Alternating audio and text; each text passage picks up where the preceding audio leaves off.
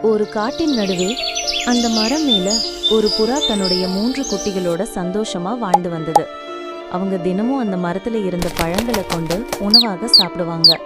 புறா மட்டும் இல்ல, அந்த மரத்துக்கும் ஒரு பாசம். அது தினமும் கிளையில தொங்கிய ஒரு குடியில இருந்து தண்ணீர் ஊத்தி மரத்தை காப்பாற்றும். அந்த நாளில் காட்டுல வழியாக 2 சிறுவர்கள் வந்து அவர்களோட பையில இருந்த பேப்பரையும் எரிபொருளையும் வெளியே எடுத்து விளையாட ஆரம்பிச்சாங்க. தனக்கு தெரியாம அந்த 2 பேரும் ஒரு பேப்பரை எரிச்சாங்க. நெருப்பு மெதுவா கிளம்பி பரவி பக்கத்து புல்லையும் மரத்தையும் பிடிக்க ஆரம்பிச்சுச்சு. இதை கண்ட புறா பதறலே இல்ல.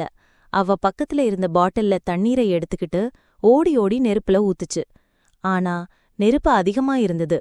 புறா மட்டும் போதாம அது ஓடையில இருந்த வாத்துக்களிடம் சென்று, தாய்மரத்தை காப்பாத்தணும், நம்ம காடு எரிஞ்சிரும்னு சொல்லி எல்லாரையும் அழிச்சு வந்துச்சு. வாத்துகளும் தண்ணீர் எடுத்துக்கிட்டு வந்தாங்க. நம்ம புறா, வாத்துக்கள் எல்லாரும் சேர்ந்து பல மடங்கு தண்ணீர் ஊத்தாங்க. ஆனா நெருப்பு மட்டும் தனியவே இல்ல. அப்ப ஒரு யோசனை வந்துச்சு. யானைய கூட்டணும். புறா பறந்துச்சு. காட்டுல இருந்த பெரிய யானையிடம் போய், நீங்க தான் எங்களை காப்பாத்தணும், நம்ம காடு எரிஞ்சிரும்னு கெஞ்சிச்சு. யானை உடனே ஒத்துக்கிட்டு ஆற்றுல போய் தன்னோட நீண்ட ட்ரங்க்ல தண்ணீர் உறிஞ்சு நெருப்பை எடுத்த இடத்துக்கு ஓடி வந்துச்சு. ஒரே ஒரு ஊற்றுல முழு நெருப்பையும் தண்ணீரோட அடக்கிவிட்டது.